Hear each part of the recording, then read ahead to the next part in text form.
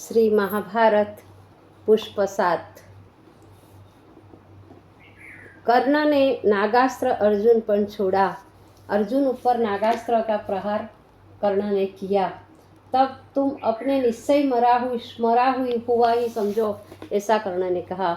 उस अस्त्र को अर्जुन की ओर आता हुआ देखकर चतुर सारथी श्री कृष्ण ने रथ के घोड़ों को घुटनों के बल पृथ्वी पर बैठा दिया।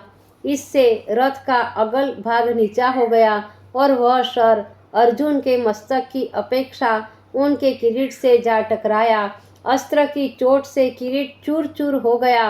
अर्जुन निश्चिंत होकर युद्ध करते रहे। उन्होंने दुकुल से अपनी बिखरी हुई केश राशि को बांध लिया और शीघ्र ही 2 तीखे तीर धनुष पर चढ़ाए और कर्ण की ओर छोड़े। धनुष से निकलकर दोनों बाण सर्प की तरह फुफकारते हुए गए और कर्ण के वक्षस्थल में घुस गए।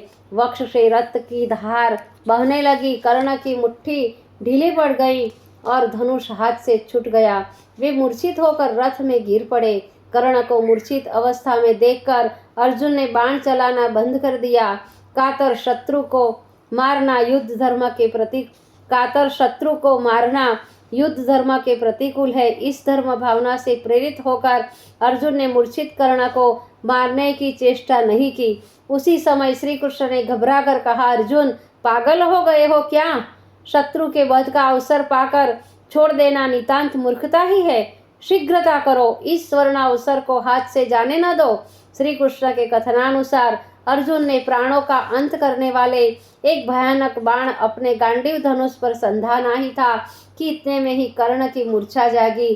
किंतु परशुराम के श्राप वश उन्हीं से प्राप्त हुई समस्त अस्त्र विद्या कर्ण को स्मरण नहीं रही। वे बहुत अधीर हुए, सोचने लगे कि धर्म की रक्षा करने वाले की धर्म भी रक्षा करता है। हमने सदैव धर्म का पालन किया है, फिर आज हमारी अधर्मियों की सी दशा क्यों हो रही है?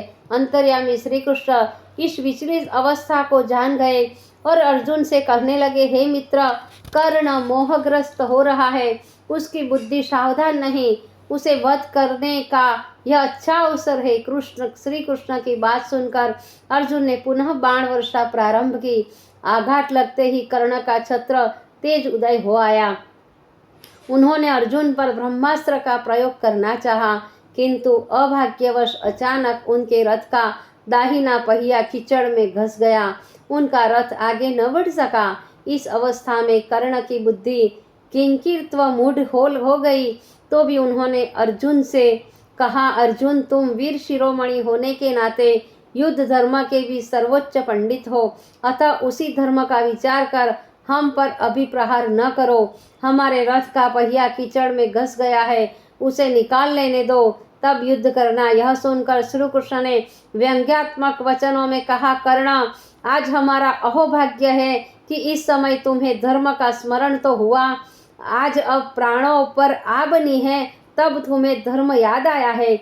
उन दिन तुम्हारी ही मंत्रणा से एक वस्त्रा द्रौपदी की लज्जा हरण करने का प्रयत्न किया था। छल और कपट द्वारा भोले भाले युधिष्ठिर का स्वत्व हरण किया था। शस्त्रहीन बालक अभिमन्यु का 7 महारथियों ने मिलकर वध कर दिया था। लेकिन सत्य है, नीच पुरुष आपत्ति में पड़ने पर अपने दुष्कृत्यों को भूल जाते हैं तथा धर्म की रक्षा की आशा करते हैं। कर्ण, आज तुम्हारी अंतिम घड़ी है। छल कपट पौरुष अथवा अन्य किसी प्रयत्न से मृत्यु को नहीं टाल सकते। श्री कृष्ण की इन बातों को सुनकर कर्ण बड़े लज्जित हुए तथा सिर नीचा कर दिया। वह कीचड़ में फंसे हुए रथ से ही अर्जुन पर बाण वर्षा करने लगे। उसी समय एक तीक्ष्ण बाण अर्जुन की छाती में लगा। उसकी गहरी चोट से अर्जुन के शरीर को कंपा दिया। गांडीव उनके हाथ से गिर गया तथा स्वयं भी अचेत होकर रथ में बैठ गए। कर्ण को अवसर मिला और वे अपने फंसे हुए रथ को निकालने का प्रयत्न करने लगे, किंतु रथ टस से मस न हुआ। इसी समय अर्जुन की मूर्छा दूर हुई। तब श्री कृष्ण ने कहा, अर्जुन, रथ का पहिया निकालने से पहले ही तुम कर्ण का काम कर दो। तब अर्जुन ने अंजलि नामक वज्र के समान भयानक बाण से कर्ण का मस्तक भेद दिया। कर्ण का विशाल काय धड़ पृथ्वी पर गिरकर छटपटाने लगा तथा कटे हुए मस्तक से रक्त ही सहस्त्र धारा बहने लगी। कर्ण के पृथ्वी पर गिरते ही पांडव सेना में परमानंद छा गया। समस्त सैनिक व राजागण आनंदातिरेक से कूदने लगे तथा भांति भांति के बाजे बजाने लगे और सिंहनाद करने लगे। समस्त योद्धा वीरवर अर्जुन की प्रशंसा के गीत गाने लगे। इधर कर्ण की मृत्यु से कौरव सेना पर वज्रपात सा हो गया। दुर्योधन का कर्ण हा सखे कहकर करुण कंदन करने लगा। वे पछाड़ खाकर कर्ण की लाश पर गिर पड़े। समस्त राजाओं तथा कौरवों ने कर्ण के मृत शरीर को घेर लिया और सब रोने लगे। उस समय भद्रराज ने सांत्वना भरे शब्दों में कहा, कर्ण अति बलवान थे। उन्होंने आज युद्ध में श्री कृष्ण और अर्जुन को अत्यंत पीड़ित किया था, किंतु इस समय पांडवों का भाग्योदय हो रहा है। इसी के प्रताप से तो अर्जुन जीवित है और कर्ण गति को प्राप्त हो गए, किंतु अब सोच नहीं करना चाहिए। नियति के निश्चित विधान को पलटने की किसी में शक्ति नहीं है। यद्यपि आज तक कौरव सेना के दो प्रधान योद्धा पितामह भीष्म और द्रोणाचार्य युद्ध में काम आ चुके थे, परंतु कर्ण की मृत्यु से दुर्योधन जितने दुखी हुए उतने उन दोनों की मृत्यु से नहीं हुए थे। कर्ण दुर्योधन की अंतरंग सभा के प्रधान सभासद और उनके परम मित्र थे। इधर सायंकाल युद्ध से लौटकर संजय ने राजा धृतराष्ट्र को युद्ध का सारा वृतांत सुनाते हुए अंत में कहा, कुरुराज, आज के युद्ध में महारथी कर्ण और 10 सहस्त्र हाथियों का बल रखने वाला दुशासन दोनों योद्धा अर्जुन और भीम के द्वारा परलोक भेज दिए गए।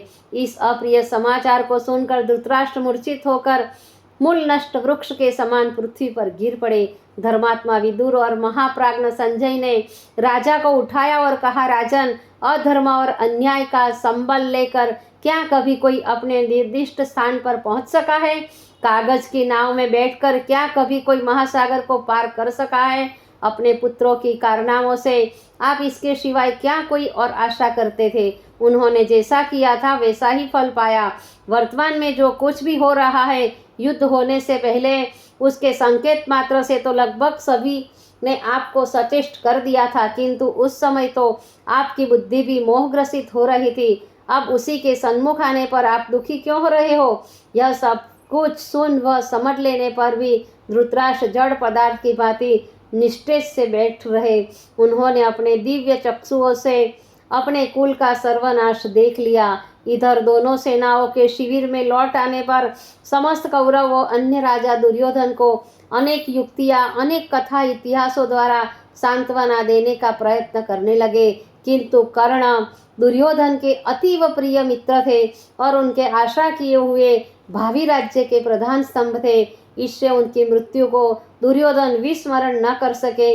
वे मन ही मन दुखी होकर रोने लगा। इस प्रकार संसार में अर्जुन के समान दूसरा धनुर्धर, दानवीर, धीर वीर और गंभीर महारथी कर्ण सदैव के लिए अटूट निद्रा में सो गया।